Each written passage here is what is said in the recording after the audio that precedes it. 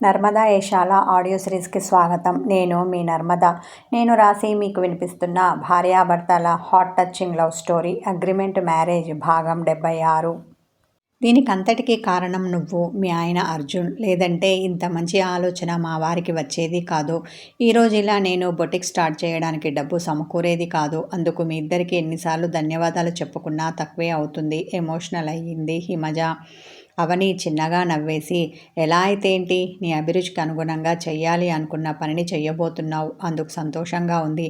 ఇంతకీ బొటిక్ ఎప్పుడు స్టార్ట్ చేస్తున్నావు? క్యూరియాసిటీతో అడిగింది. డబ్బు చేతికి అందింది కదా, తొందరలోనే స్టార్ట్ చేస్తాను. ఓపెనింగ్ ఎప్పుడు అనేది మళ్ళీ కాల్ చేసి చెప్తాను. ఆ రోజు మీరు తప్పకుండా రావాలి అన్న హిమజ తన సంతోషాన్నంతా తన చెల్లెలతో పంచుకుంటూ మరి కాసేపు మాట్లాడి కాల్ కట్ చేసింది. అవని, నువ్వు అనవసరంగా కంగారు పడ్డావు, కానీ మీ అక్క మంచి వార్త చెప్పిందిగా తింటూ అన్నది పూజ. తను అనుకున్నట్టు బొటిక్ పెట్టబోతోంది కాబట్టి సరిపోయింది. లేదంటే ఇక తను తీసుకునే డెసిషన్ ఎలా ఉండేదో ఊహించడానికి భయంగా ఉంది. నిట్టూర్పు విడిచింది అవని. సరేలే, ఊహించినట్టేమీ జరగలేదు కదా, ఇక వదిలేయ్. లంచ్ బ్రేక్ అయిపోయేలా ఉంది, త్వరగా తిను పూజ అనడంతో తన బాక్స్ ఓపెన్ చేసి తినడం మొదలుపెట్టింది అవని. ఇటు అవని పూజతో లంచ్ చేస్తున్న సమయంలో అటు అర్జున్ ఉజయ్తో కలిసి లంచ్ చేస్తున్నాడు. చెప్పరా, వెళ్ళిన పని ఎంతవరకు వచ్చింది తింటూ అడిగాడు అర్జున్. నీ అగ్రిమెంట్ ప్లాన్ వర్కౌట్ అయ్యింది. అమ్మ పెళ్ళికి ఒప్పుకుంది. అంతేకాదు, మా పెళ్ళికి ముహూర్తాలు కూడా పెట్టించింది. నువ్వు అన్నట్టు చెల్లెలి పెళ్ళి, నా పెళ్ళి ఒకేసారి జరగబోతోంది. పెళ్లి పనులన్నీ నాకు తెలిసిన గణపతికి అప్పగించి వచ్చాను అని పెళ్లి ముహూర్తం ఏ రోజు ఉందో ఆ డేట్ చెప్పాడు. కంగ్రాట్స్, మొత్తానికి నువ్వు ప్రేమలో పడడమే కాదు, పెళ్లి చేసుకుని ఓ ఇంటివాడివి కాబోతున్నావు చిలిపిగా అన్నాడు అర్జున్. తెగ సిగ్గుపడ్డాడు ఉదయ్. మరి కాసేపు పెళ్లికి సంబంధించిన విషయాలు మాట్లాడుకున్నారు. ఆ తర్వాత లంచ్ బ్రేక్ ముగియడంతో తమ తమ క్యాబిన్లకు వెళ్ళారు వాళ్ళు. పెళ్లి షాపింగ్తో ఉదయ్, సమీరాకి రోజులు ఫాస్ట్గా గడుస్తున్నాయి. రొమాంటిక్ లైఫ్లోకి అడుగుపెట్టిన అర్జున్, అవని తమ ప్రేమను పండించుకునే పనిలో ఉండడంతో సమయం వాళ్ళకి చాలా వేగంగా పరిగెడుతున్నట్టు అనిపించింది. మొత్తానికి రోజులు చాలా సంతోషంగా గడుస్తున్నాయి వాళ్ళకి. ఒకరోజు హిమజ అవనికి కాల్ చేసి బొటెక్ ప్రారంభించే తారీఖు చెప్పింది. మీరు తప్పకుండా రావాలని హిమజ, ఆమె భర్త కిషోర్ వీళ్ళని జంటగా ఆహ్వానించారు. అలాగే అని చెప్పి ప్రారంభోత్సవం రోజు బెంగళూరు చేరుకున్నారు అవని, అర్జున్లు. ఏమో అనుకున్నాను కానీ అక్క, నీ అభిరుచికి అనుగుణంగా బొటిక్ చాలా అందంగా ఏర్పాటు చేశావు. ఆమె పెట్టిన షాపుని, అందులో ఉన్న సాంప్రదాయ వస్త్రాలతో పాటు అధునాతనమైన డ్రెస్సులను చూసి హిమజను మెచ్చుకుంది అవని. థ్యాంక్ యూ అనేసి చిన్నగా నవ్వింది హిమజ. ఇంతకీ మొదటి బోని ఎవరు చేస్తున్నారు? క్యూరియాసిటీతో అన్న అవని అర్జున్ని, కిషోర్ని మార్చి మార్చి చూసింది. మన పర్సులకు పెట్టారు కదా పెద్ద బొక్క, మనసులో అనుకుంటూ కిషోర్, అర్జున్ ఒకరి ముఖం ఒకరు చూసుకున్నారు. అలా చూసుకుంటే సరిపోదు, మీ ఇద్దరూ బోని చెయ్యాలి, కానీ మొదట అర్జున్ చేస్తే బాగుంటుంది అంది హిమజ. తల ఆడించిన అర్జున్ అవనికి ఒక డ్రెస్, తన తల్లికి ఒక చీర తీశాడు. వదిన, మీ బిజినెస్ బాగా వృద్ధిలోకి రావాలని మనస్ఫూర్తిగా కోరుకుంటున్నాను అంటూ మొదటి కస్టమర్గా అతడు వాటికి బిల్ పే చేశాడు. థ్యాంక్ యూ అర్జున్, ఆమె సంతోషంతో చిరునవ్వు చిందించింది.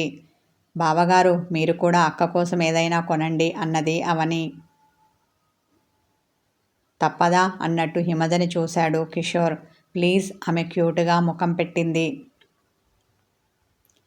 ఆమె అంత ముద్దుగా అడుగుతుంటే కాదనలేకపోయాడు కిషోర్.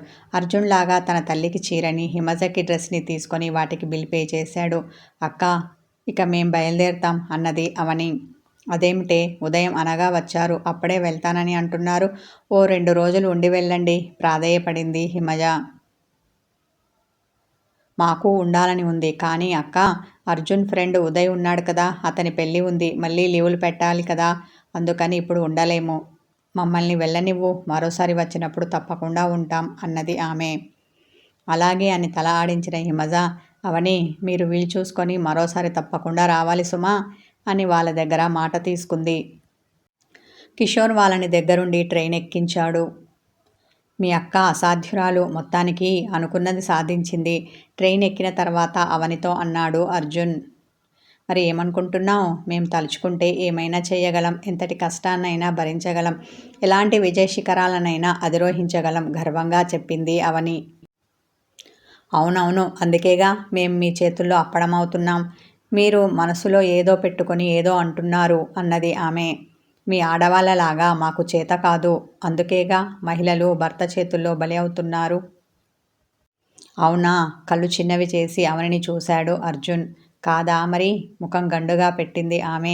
నిజం చెప్పు. పూర్తిగా ఆమె వైపుకు తిరిగాడు అతడు. అంటే సుధా, హిమజ లాంటి వాళ్ళు కూడా ఉన్నారు అనుకో, కానీ వాళ్ళ పర్సంటేజ్ తక్కువ కదా. వాళ్ళు చేసిన దాన్ని మహిళలందరికీ ఆపాదిస్తారెందుకు అన్న అవని. అబ్బా, ఈ టాపిక్ వదిలేయండి అంటూ అతని భుజానికి తన తలను ఆనించింది. ఆ తర్వాత వాళ్ళిద్దరూ వేరే కబుర్లలో పడ్డారు. ఉదయ్, మీ పెళ్ళికి ఇంకా కొన్ని రోజుల సమయం మాత్రమే ఉంది. మీరెప్పుడు బయలుదేరి వస్తున్నారు అంటూ ఓ రోజు పార్వతమ్మ ఫోన్ చేసింది. పెళ్ళికి 5 రోజుల ముందు వస్తే సరిపోతుందా అడిగాడు ఉదయ్. సరిపోతుంది, కానీ నువ్వెన్ని రోజులు లీవ్ తీసుకున్నావు? పెళ్ళైన తర్వాత కూడా మరికొన్ని రోజుల వరకు ఉండాల్సి ఉంటుంది కదా అంది ఆమె.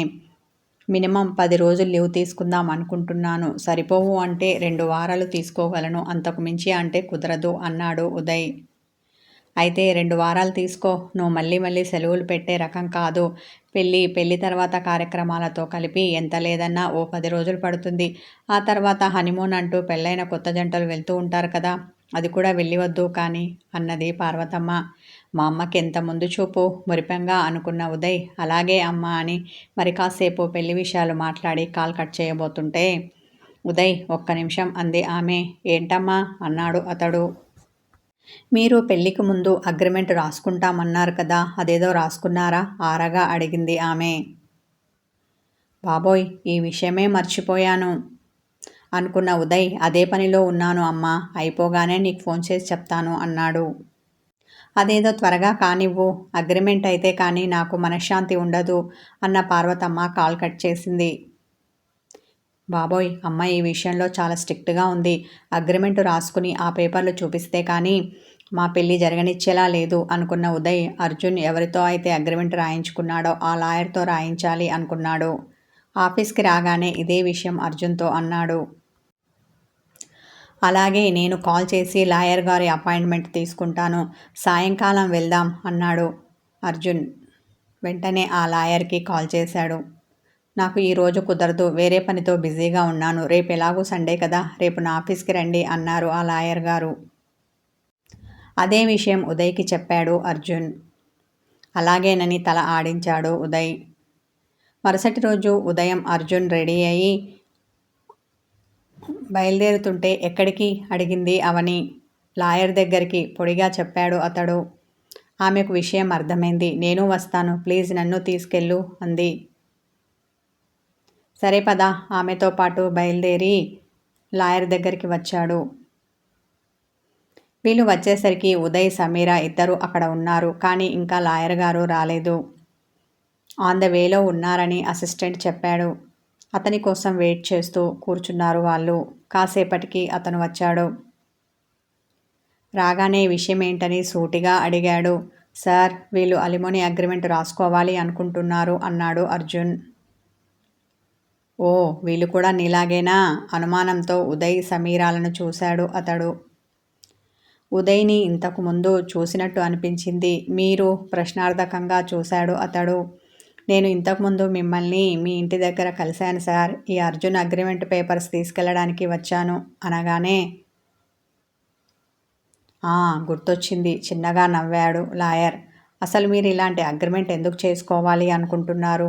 అర్జున్ అప్పుడు నేను తొందరలో పడి ఈ విషయం అడగలేదు ఉదయ్తో అన్నాడు లాయర్ గారు. విషయం ఇది అని రఘురామ్ సుధల గురించి చెప్పాడు అర్జున్. అవునా? విన్న లాయర్ గారు బాధతో నిట్టూర్చారు. ఈ మధ్య విడాకులు ఎక్కువై భరణం బాధితులు ఎక్కువయ్యారు. కాలంలో వస్తున్న మార్పు అనుకోవాలో కర్మ అనుకోవాలో తెలియడం లేదు. అలాగే ఇప్పుడు ఈ అలిమోనీ అగ్రిమెంట్లు చిన్నగా మొదలయ్యాయి. సమాజం ఎటుపోతోందో అర్థం కావడం లేదు. వివాహ వ్యవస్థ విచ్ఛిన్నమవుతోందని మాత్రం తెలుస్తూనే ఉంది. వేదనతో వాపోయారు లాయర్ గారు. నిజమే అనుకున్నారు వీళ్ళు. ఉదయ్, నువ్వు నీ భార్యకు విడాకుల సమయంలో ఎలాంటి భరణం ఇవ్వాలి అనుకుంటున్నావు, అది చెప్తే దాని ప్రకారం నేను అగ్రిమెంట్ తయారు చేస్తాను అన్నారు. ఈ అర్జున్ లాగానే నాది కూడా తయారు చేయండి అన్నాడు ఉదయ్. అలా ఎలా కుదురుతుంది?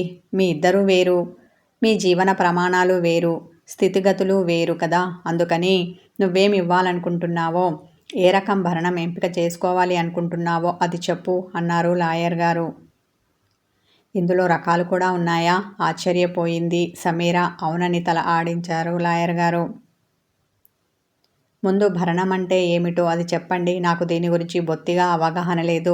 ఇంకా మా అగ్రిమెంట్ అప్పుడు నాకు తెలియకుండానే ఈయన తయారు చేయించారు. నేను గుడ్డిగా సంతకం పెట్టాను కాబట్టి దాని గురించి తెలుసుకోవాలని ఉంది. ప్లీజ్ సార్ చెప్పండి రిక్వెస్ట్ చేసింది అవని. అవును లాయర్ గారు, నాకు కూడా ఏం తెలియదు, చెప్పండి అన్నది సమీర. మీరు అడిగింది సబబుగానే ఉంది. విషయమేమిటో తెలుసుకోకుండా అగ్రిమెంట్ చేసుకోవడం కరెక్ట్ కాదు. అలాగే చెప్తాను అన్న లాయర్ గారు చెప్పడం మొదలుపెట్టారు. హిందూ వివాహ చట్టం 1955 లింగ తటస్థ భాషను ఉపయోగించి తయారు చేయబడింది. అంటే ఈ భరణం అనేది స్త్రీ పురుషులకు ఇద్దరికీ వర్తిస్తుంది. కానీ ఇక్కడ మహిళలకు మాత్రమే ఇవ్వడం అనేది ఆచరణలో ఉంది. ఇక భరణం అంటే విడాకులు లేదా విడిపోయినప్పుడు జీవిత భాగస్వామి అంటే భర్త, జీవిత భాగస్వామిని అంటే భార్యకి చెల్లింపుల రూపంలో చెల్లించేది. దీనిని జీవిత భాగస్వామి చెల్లింపులు అని కూడా పిలుస్తారు. ఈ భరణం చెల్లింపులు కోర్టు ఆదేశాల ఆధారంగా లేదా రెండు పార్టీల మధ్య కుదిరిన పరస్పర ఒప్పందం ద్వారా చెయ్యాలి. అంతేకాదు ఈ భరణం రకాన్ని నిర్ణయించేటప్పుడు కోర్టు వివిధ పరిస్థితులను పరిగణలోనికి తీసుకుంటుంది.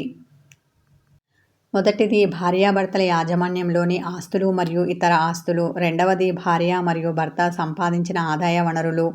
3 వివాహ కాలం, వయసు, ఆరోగ్యం, సామాజిక స్థితి మరియు భార్యాభర్తల ఇద్దరి జీవనశైలి. 4 ఇరుపక్షాల విషయంలో ఆధారపడిన వారు ఇంకా ఇతర బాధ్యతలు. 5 పిల్లల విద్య మరియు పెంపకంలో ఉండే ఖర్చులు. ఈ అంశాలన్నింటినీ పరిగణలోకి తీసుకొని కోర్టు భరణం మొత్తాన్ని నిర్ణయించి ప్రదానం చేస్తుంది అని చెప్పడం ఆపాడు లాయర్ గారు. కోర్టు ఇన్ని విషయాలను పరిగణలోకి తీసుకున్నప్పుడు మరి అలా ఎలా భర్త ఇచ్చుకోలేని మొత్తంలో భరణం కావాలని భార్య అడుగుతుంది? తన వదిన తన అన్నని ఎలా అడగగలిగింది? అర్థం కాలేదు అర్జున్కి. ఇదే విషయం ఆ లాయర్ గారితో అన్నాడు. కథ కొనసాగుతుంది. ఇందులో చెప్పిన విషయాలు వాస్తవమైన ఈ కథ కల్పితం. ఎవరిని ఉద్దేశించి రాసింది కాదు. అన్యదా భావించవద్దు. Thank you.